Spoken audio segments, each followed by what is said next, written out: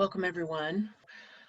I started doing this work in, I don't know, 96 or 97, something like that. I was learning how to do what this all is now. And then hosting circles, a lot of drumming, drum work, inner journey work. Back then, because of the books I was finding, remember it was the very early days of the internet and such, I was using the word shamanic more often. I never used the word shaman about myself. I was given another word, a voice in my head right early on said, you are Ula, one who balances. And so we plugged along for quite a while, and then in 2008 it became apparent to me that it was possible to form a religious nonprofit corporation, which is what a church is legally. And I didn't grow up with religion. I didn't grow up Christian, nothing. I grew up just me. And so I resisted that idea. But the messages kept coming that what had been happening so far up to 2008 and since then for sure is equal to what other people call their religions. And that's when the idea of animism started coming into my consciousness as well, and around how all of our ancestors before monotheistic religions were in some way what we might call animist. So animism, you could look it up, is based on anima, which is that there is a spirit or an energy in all things. And so anthropologically, it was used in a derogatory way to talk about heathen people, about non-Christian people, original people, native people, indigenous people.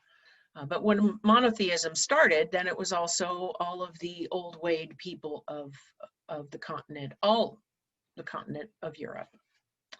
And so I started getting interested in that word and learning more about that animism is everyone's ancestry. So now, since 2008, it has been legally considered a church.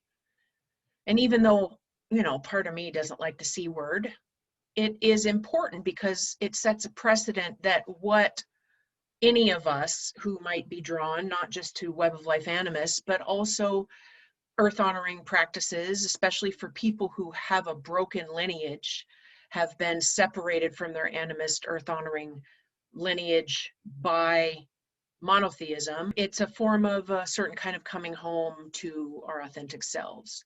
And social justice, racial justice, dismantling white supremacy is a part of our religion, our spirituality. And so let me be clear.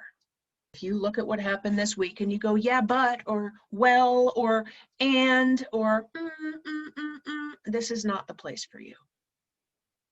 Find somewhere else. So spirituality is directly related and is the social justice and racial justice work that has to be done in order to create the world that we envision. And for so many alternative healing, progressive, spiritual people, mostly white folks, a lot of it is we want a certain kind of utopia and we can't skip over this part. We can't just pretend it's all okay. We must do this work, dismantling white supremacy that is very deep. Thank you for showing up. Thank you for being interested. Thank you for being open to facing fears that have been a long time in the making, many generations in the making. It is spirituality.